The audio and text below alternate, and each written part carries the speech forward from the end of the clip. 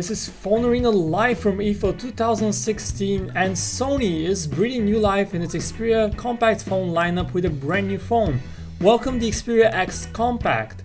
Exactly a full year after the unveiling of the Sony Xperia Z5 Compact, a phone with top-of-the-line specs, large battery and miniature form factor, Sony has reimagined the series with the Xperia X Compact.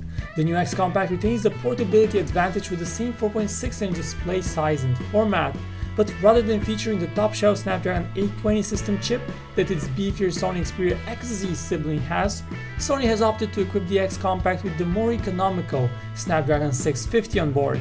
There's one other important feature missing: you won't find 4K video recording here. Still, this phone shapes up to be one of your best options if you're looking for a petite pocket sidekick. Rather than talk you through all the features though, let's focus on what's new and notable on the X Compact. First and foremost, that's the camera. We're dealing with a 23 megapixel main camera with a custom-made Sony IMX300 sensor of 1 to 2.3 inch size, which is currently amongst the largest sensor sizes on phones. Sony claims improvements in 3 key areas with this new camera: focusing, stabilization and image processing. Sony adds laser autofocus, a new 5-axis software stabilization but no optical stabilization here, and finally better image processing for highlights and shadows and for sharper images overall. There's also a new color sensor on board that allows you to get your white balance right automatically. Then the X Compact is equipped with a 2700 mAh battery that supports quick charge. There is something else though that's important here.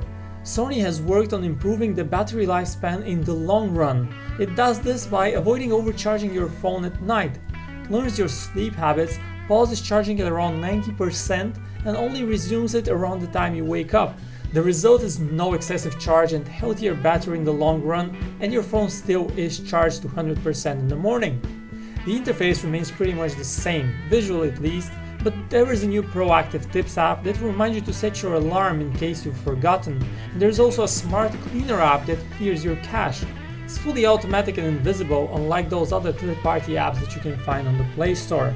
There's also USB-C on board with USB 2.0 transfer speeds, a fingerprint scanner on the side of the phone, but we're not sure if this feature will make it to the US version of the phone, and there's also excellent software stabilization for the front camera as well.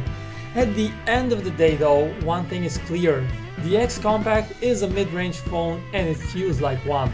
The plasticky feel of the design, lack of a beefed up processor and lack of 4K video in particular make the X Compact no match for the iPhone SE, for example, a phone that also targets the niche of compact handsets.